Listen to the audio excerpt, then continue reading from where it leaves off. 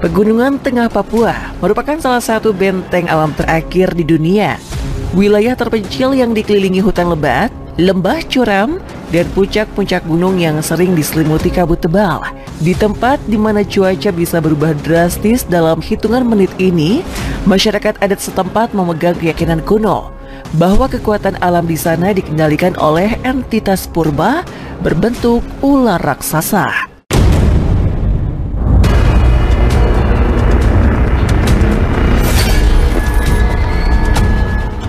Legenda ini dikenal dengan sebutan naga gunung di Papua, ular raksasa pengendali cuaca di puncak gunung. Menurut kepercayaan turun-temurun, makhluk tersebut bukan sekedar hewan mitologis, melainkan penjaga keseimbangan antara langit, hujan, dan bumi. Ketika manusia melanggar batas alam atau menebang hutan secara sembarangan, sang naga diyakini akan murka, menyebabkan badai, hujan deras, atau longsor yang melanda wilayah sekitarnya. Namun, kisah ini bukan sekedar mitos menakutkan. Ia adalah cara leluhur mengajarkan rasa hormat pada alam dan ciptaan Tuhan. Sebab bagi masyarakat setempat, alam bukan untuk ditaklukkan, melainkan dijaga. Dan mereka percaya, di balik setiap hembusan angin dan gemuruh petir, ada kuasa Tuhan yang bekerja menjaga keseimbangan dunia.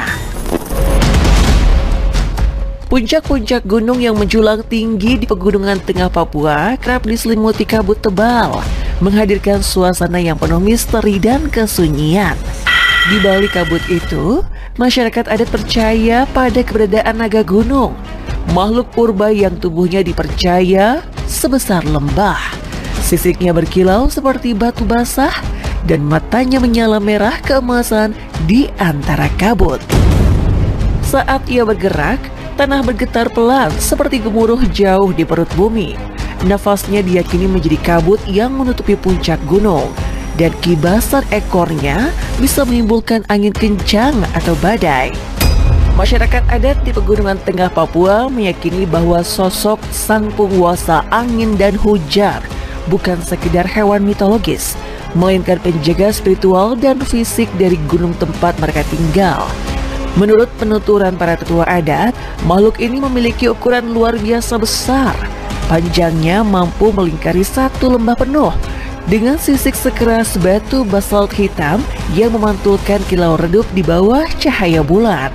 Makhluk tersebut dikenal dengan nama Naga Gunung dan dipercaya bersemayam di kawah vulkanik tersembunyi atau di bawah danau beku di puncak tertinggi. Naga gunung diyakini memiliki kepekaan tinggi terhadap keseimbangan alam dan niat manusia.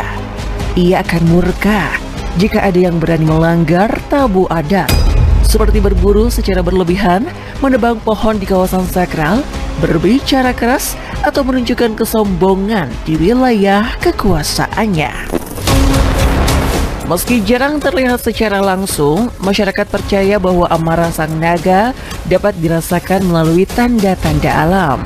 Ketika ia terusik, gerakan pertama di sarangnya menimbulkan angin kencang yang menderu di antara tebing-tebing gunung sebagai peringatan agar manusia segera sadar.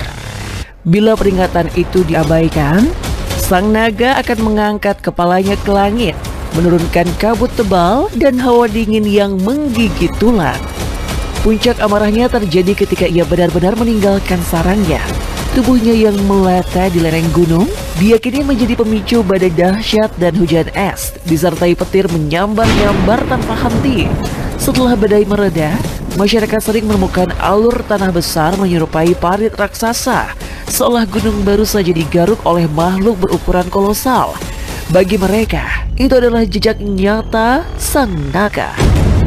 Untuk memenangkan amarahnya, masyarakat adat mempersembahkan hasil bumi di batu keramat, tanda hormat agar penjaga gunung kembali beristirahat. Namun bagi mereka yang beriman, kisah ini hanyalah simbol. Naga adalah cara leluhur menggambarkan kuasa Tuhan atas alam, bahwa badai dan petir bukan amarah makhluk gaib, melainkan tanda kebesaran Sang Pencipta. Mitos tentang naga gunung di Papua memang hidup dengan sangat kuat dalam ingatan masyarakat.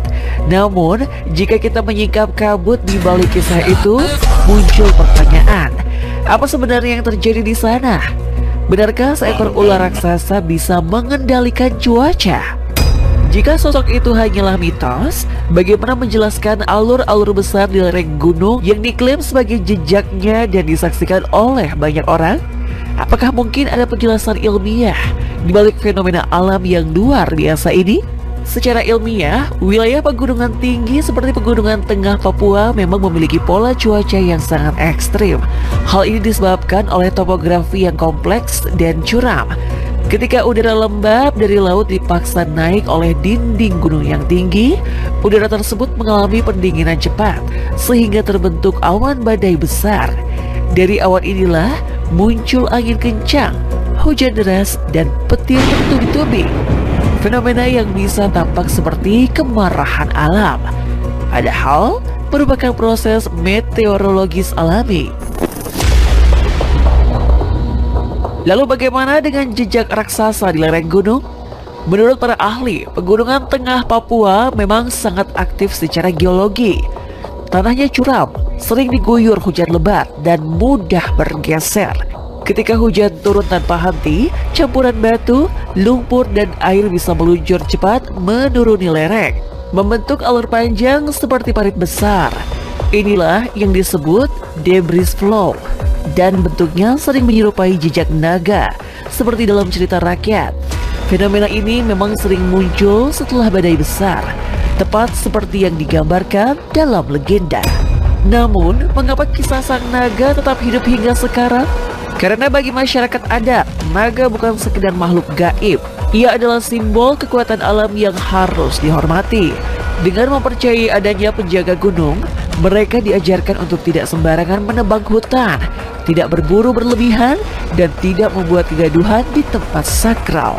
Lebih dari itu, sebenarnya mitos ini adalah cara leluhur menjaga alam lewat bahasa cerita.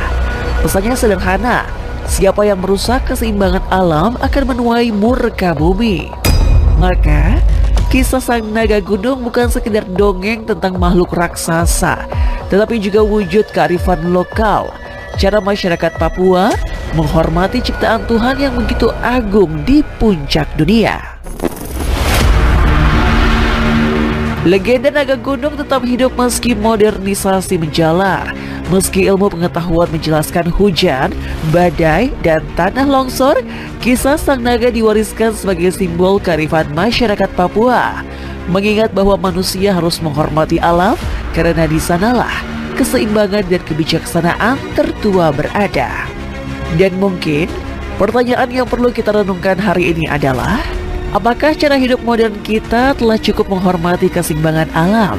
Atau tanpa sadar, kita justru sedang membangkitkan kemarahan sang naga dalam bentuk bencana yang kita ciptakan sendiri?